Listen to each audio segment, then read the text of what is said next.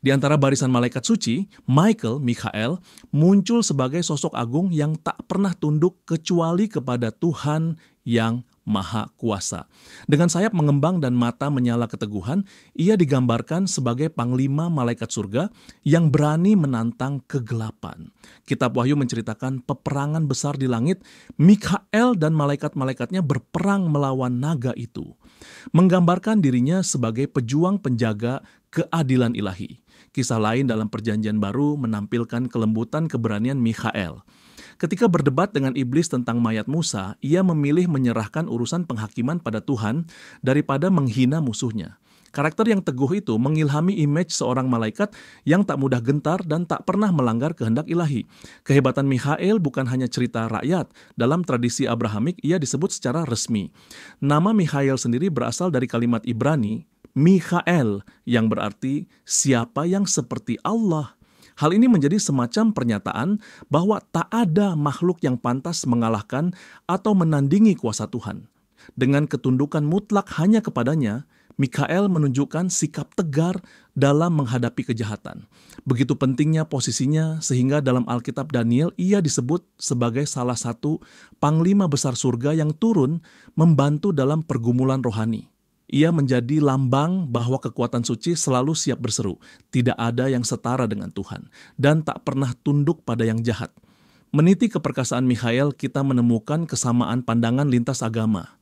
Dalam tradisi Kristen dan Yahudi misalnya, ia digambarkan sebagai pemimpin tentara surgawi yang memenangkan peperangan melawan setan. Kisah ini juga tercermin dalam tradisi Islam, di mana Mikael disebut bersama Jibril sebagai malaikat besar yang dijunjung tinggi. Walau peran khususnya berbeda-beda dari pengatur hujan hingga pembawa wahyu, benang merahnya tetap. Mikael berada di pihak baik, tak pernah membungkuk menghadapi kejahatan. Dengan demikian, ia hadir dalam mitologi lintas iman sebagai pribadi malaikat yang tegar, pemberani, dan rela menganjurkan keadilan ilahi bagi semua jiwa yang beriman.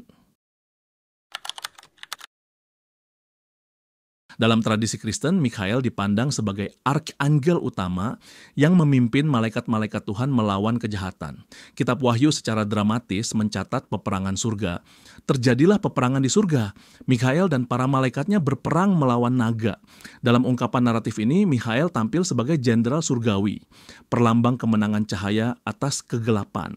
Ia kerap digambarkan menginjak kepala naga, setan, dan memegang pedang api, lambang keadilan ilahi yang senantiasa menang mengalahkan keserakahan. Perjanjian Baru juga menyoroti sikap mulia Mikael. Surat Yudas menyebutnya, Mikael sang malaikat agung yang dalam perselisihan dengan iblis tidak berani menghakimi dengan sumpah serapah, tetapi berkata, Tuhan menghardik engkau. Kisah ini menegaskan kerendahan hati dan ketaatannya. Meski punya kuasa hebat, Mikael hanya menyerahkan penghakiman kepada Tuhan. Ajarannya terasa seperti nasihat spiritual bagi umat bahwa kemenangan tidak diperoleh dengan kebencian atau hinaan, melainkan dengan mempercayakan keadilan kepada Tuhan. Sikap tak pernah melangkahi perintah ilahi inilah yang memberi Mikael kehormatan dan hormat besar dalam komunitas Kristen. Peran Mikael pada Perjanjian Lama juga dirayakan oleh umat Kristen, terutama dalam kitab Daniel. Di situ Mikael disebut sebagai panglima besar umat Allah yang bangkit untuk menjaga mereka saat masa sengsara. Sebagai pelindung khusus orang beriman, ia datang membantu malaikat lainnya dalam melawan kekuatan duniawi, misalnya malaikat Persia. Interpretasi liturgis dan teologis Kristen kemudian menyebut Mikael sebagai pelindung jemaat dan penjaga keadilan. Ia mengambil tempat khusus dalam doa-doa dan ikonografi, sering digambarkan memegang timbangan untuk menimbang amal tiap jiwa.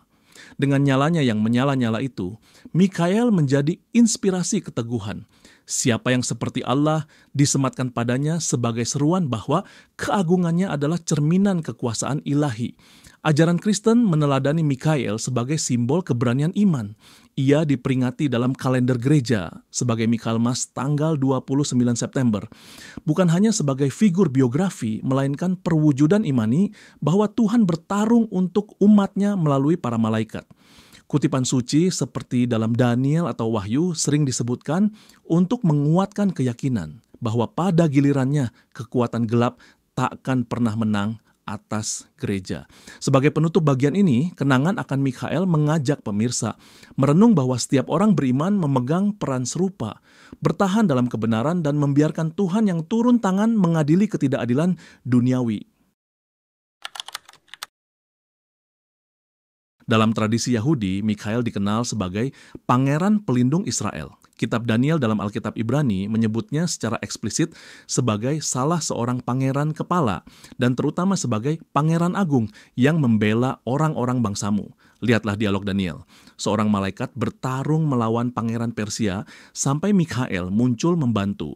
Ungkapan tersebut tak hanya kisah mitologis, tetapi meletakkan Mikhael sebagai sosok penjaga bangsa Israel di hadapan berbagai raja dan kekuatan duniawi. Umat Yahudi memahami bahwa melalui Mikhael, Tuhan menyatakan pemeliharaannya atas umat pilihan, sebuah pangkal penghiburan bahwa setiap kesulitan ada pemimpin surgawi siap turun tangan.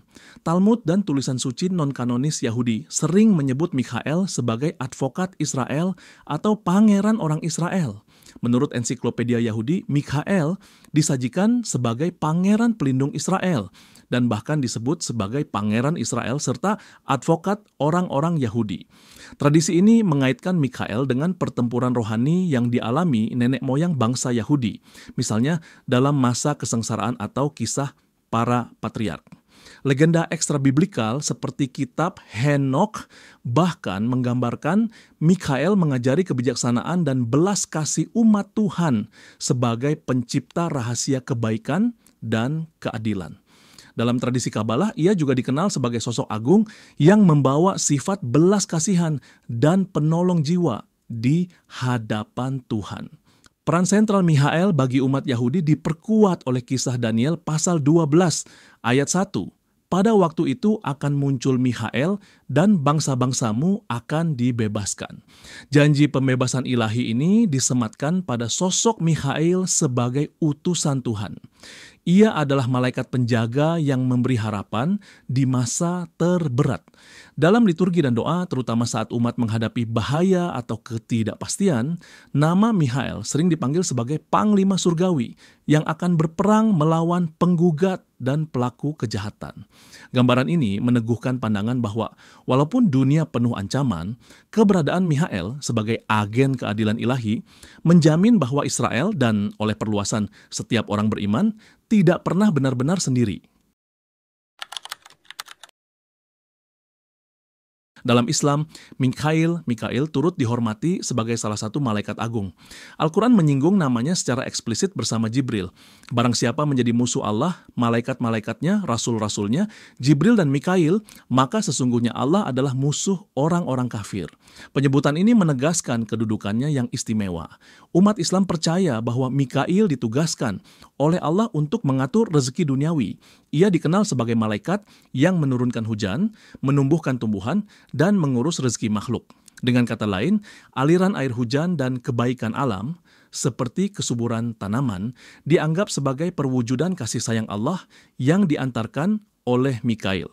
Menurut ajaran Islam, Mikhail termasuk keempat malaikat utama selain Jibril, Israfil, dan Israel.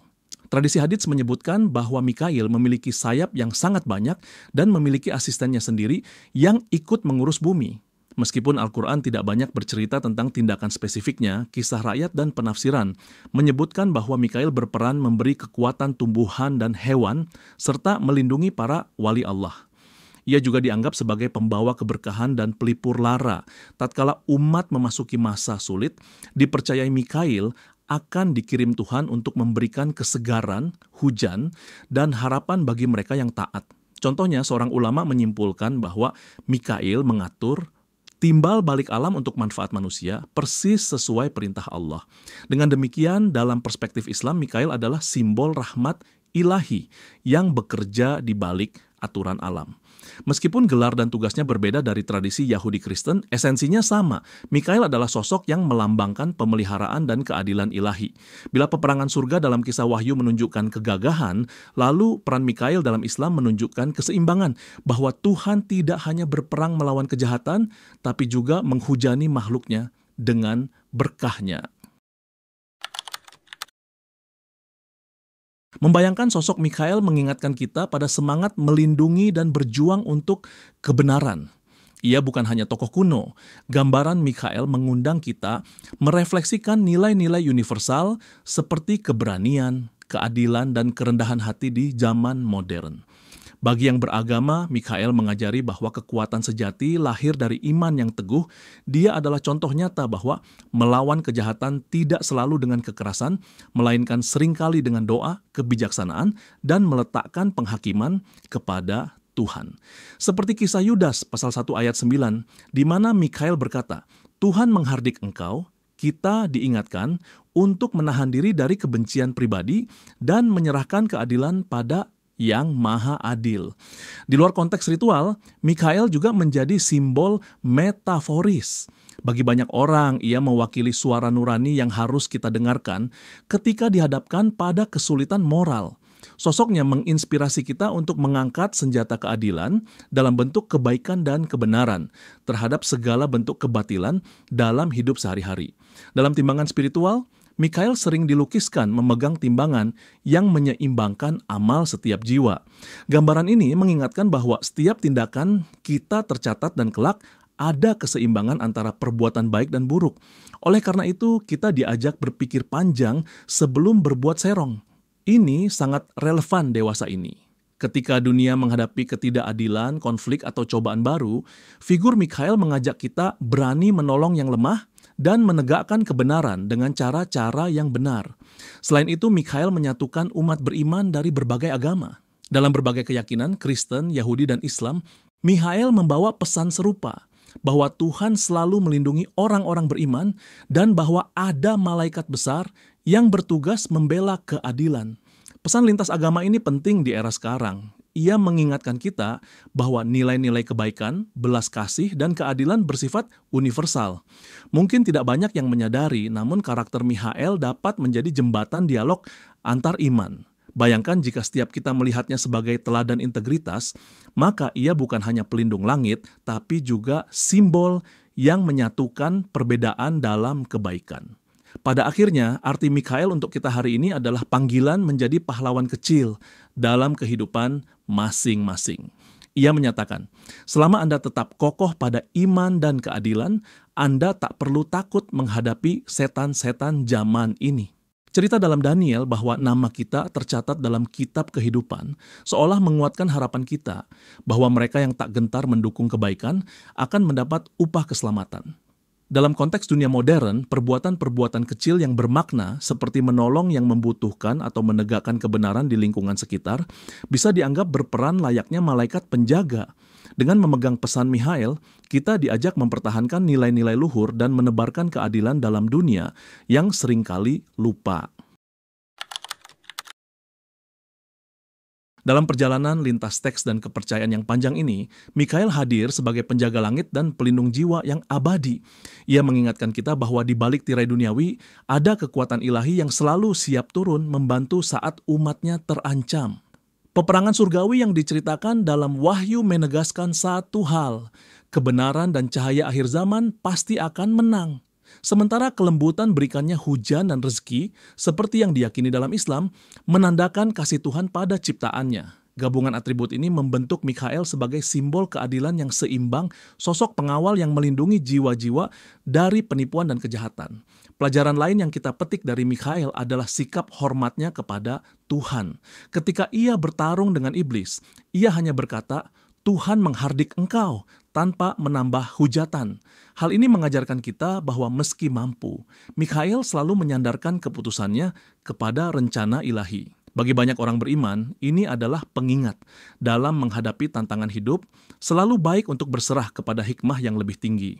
Dari sini, Mikhael menjadi pelindung bukan hanya dengan pedang dan baju zirah, tetapi juga dengan kata-kata sederhana yang mengandung kuasa doa. Ia seolah berkata bahwa saat kita mengakui kehadiran Tuhan dalam perjuangan keselamatan dan keadilan akan menyertai langkah kita.